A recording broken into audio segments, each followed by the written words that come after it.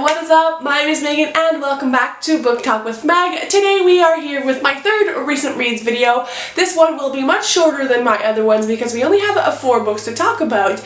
I know usually I make them a little bit longer, but this is kind of like an end of May wrap up before we get into the month of June, which I will want a fresh start for. You guys will see why in one of my next videos. It's very exciting.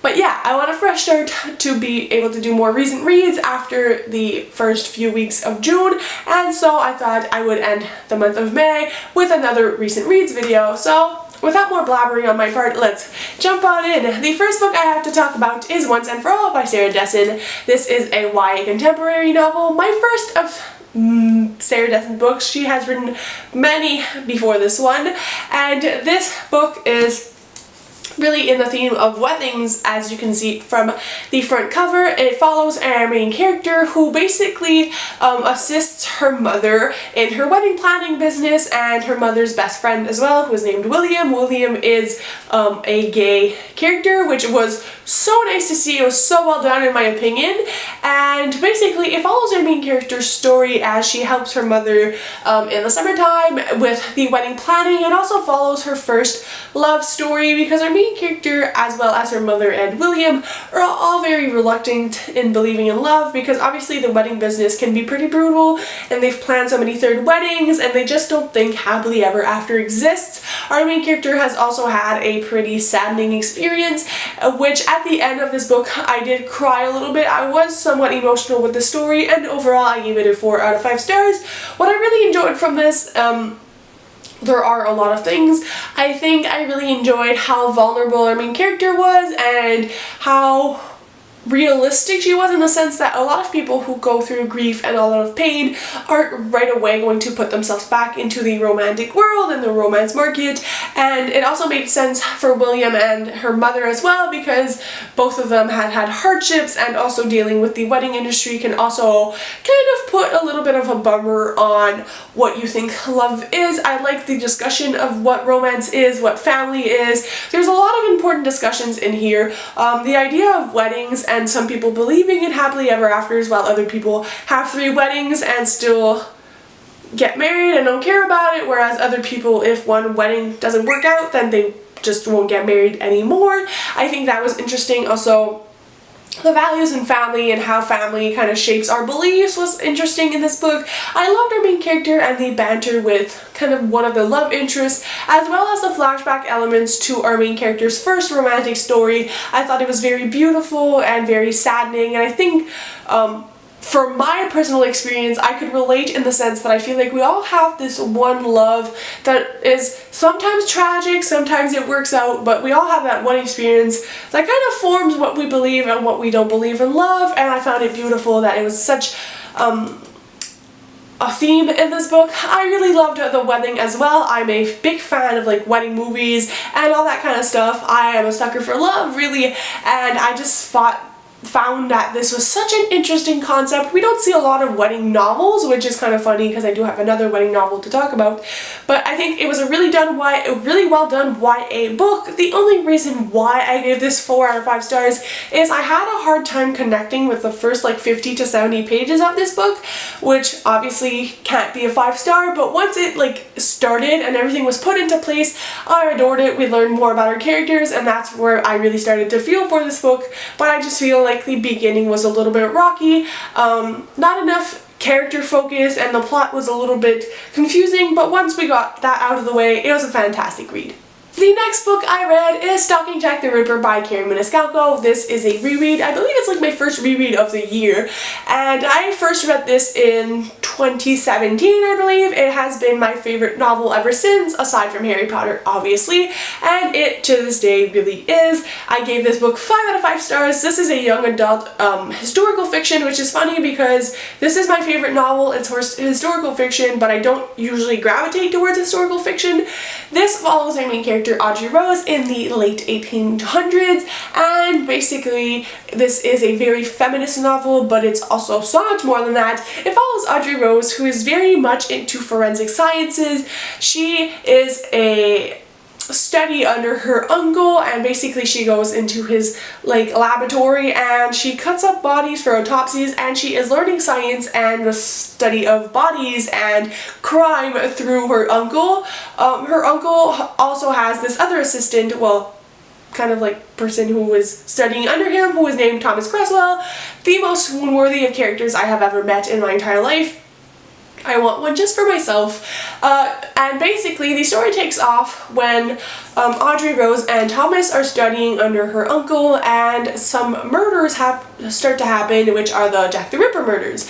And it's basically Audrey Rose and Thomas who are investigating the Jack the Ripper murders, the Whitechapel murders, and obviously there is some fictional elements. It's not 100% historically accurate, but it was so good. This book is filled with romance, some banter, some love to hate, some very feminist views. I like that Audrey Rose is both a girl in the society standards. I mean, she likes to dress up, she likes to have tea, but she also likes to go against society and be like, you know what, I'm a girl, yes, but I also love science, and that makes her such a brilliant and intelligent character. Thomas Creswell is amazing. He's very positive towards Audrey Rose. He never wants to stop her from accomplishing her goals, and he's a very good supporter. Thomas Creswell is a lovely main interest, and I just love the banter and the romance between both of them. Being a reread, I absolutely loved looking for the clues, because obviously I knew who Jack the Ripper was because I've read this before, but I picked up on so many different things that I hadn't picked up on the first time, and it made my experience so much different, and I absolutely adore this. I'm currently reading Hunting Prince Dracula right now, which is the sequel before I go on vacation, which, hint hint, is what I was talking about the next video, and you know, yeah, so I love this, and Hunting Prince Dracula is just as fabulous. I love the storyline, the characters, everything is fantastic, and Carrie Maniscalco's writing is to die for. We then have another wedding book, and that is Save the Date by Morgan Matson. This is again a YA contemporary romance. More just YA contemporary once you think about it, and it has a heavy focus on family. I gave this book a 4 out of 5 stars. Again, I had tried reading this book last August and I could not. I put it down after 45 pages, but to my surprise this time, I read the entirety of it, which is more than 400 pages, in less than 2 days. I really did enjoy it this time. This follows our main character, Charlie, and Charlie's sister is getting married. It's also the last time that all her family is going to be together in their family home for the span of a weekend before her family sells the home and everybody goes back to their respective living arrangements. This is kind of like the equivalent of a rom-com wedding gone bad movie. I feel like this definitely could have been a movie, and it's just very funny and very all over the place.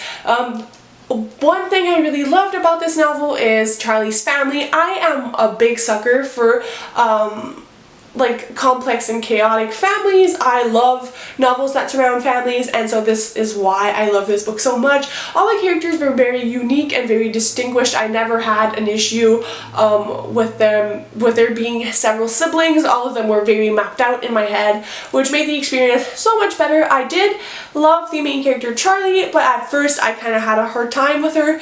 My main issue and why I knocked off a star for this is because there's too much drama, and that's not something I say often, but I feel like this book could have been like 300 pages instead of 400, and a few of the things that go wrong in this wedding could have not existed, and it could have been replaced with just a little bit more fun, and it would have been like a perfect book for me. I just think that, yes, things go wrong at weddings, but like, not everything goes wrong. Usually it's like, the suit is wrong, the food is wrong, this is wrong, like, anything and everything you can think of goes wrong, and I think it was just a little too much for me, which is why the first time around I had a hard time with it.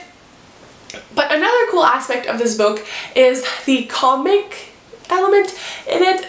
The main character Charlie's mother actually has this Grand Central Station comic, and it's like in the dust jacket as well. Let me show you. This is like the Grand Central Station comic, and basically it is Charlie's family as they grow up, but they're obviously a little bit altered, and basically her mother has that in like the newspaper, and it's kind of like nationwide in the story, and basically it also has the undertones of that and the implications on the family. I just really adored this. There wasn't as much romance as I wanted there to be, which is kind of unfortunate, but not all of Morgan Mattin's books are romance based, so if you're looking for a family book, I highly suggest this one. I just think I would have liked a little bit more romance and less focus on the romance with the character it happens with and more with the other prospect. So that's my opinion, but I still really enjoyed it and highly suggest this one for the summer. It's really fun. The last book. The last book, guys. That was Movie Date by Lucy Courtney, which I ended up giving a 2 stars. It's my first book of the year that I actually despise.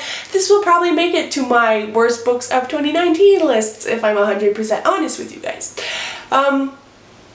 This book has a lot of problems. I am going to make a separate review for this, so I'm going to keep this quick, but basically there's a lot of girl-to-girl hate in this and a lot of things I don't agree with. This follows 2 different perspectives, so it's a dual narrative novel. It follows Hannah and Sol, and Hannah on New Year's is out at this party with Sol for her boyfriend, and her boyfriend ends up cheating on her and kissing someone else. Hannah and Sol made this pact to watch a movie together every month for the new year, and so their story unfolds during the entire year. Sol is in love with Hannah. Hannah doesn't know. Sol tries to obviously make a move on Hannah and everything. I liked Sol. I liked his person and what he stands for. I despised Hannah. I despised the cheating. That was not really well done, and what I mean by not really well done is that it's not talked about. There's girl on girl hate. There's just so many things wrong with this book, and it's not even entertaining. So I don't recommend this book. I will be filming a review explaining more of why I think this is problematic and why you should not read it. So that's it for my recent reads video. Hope you guys enjoyed, and I will see you very soon with another video.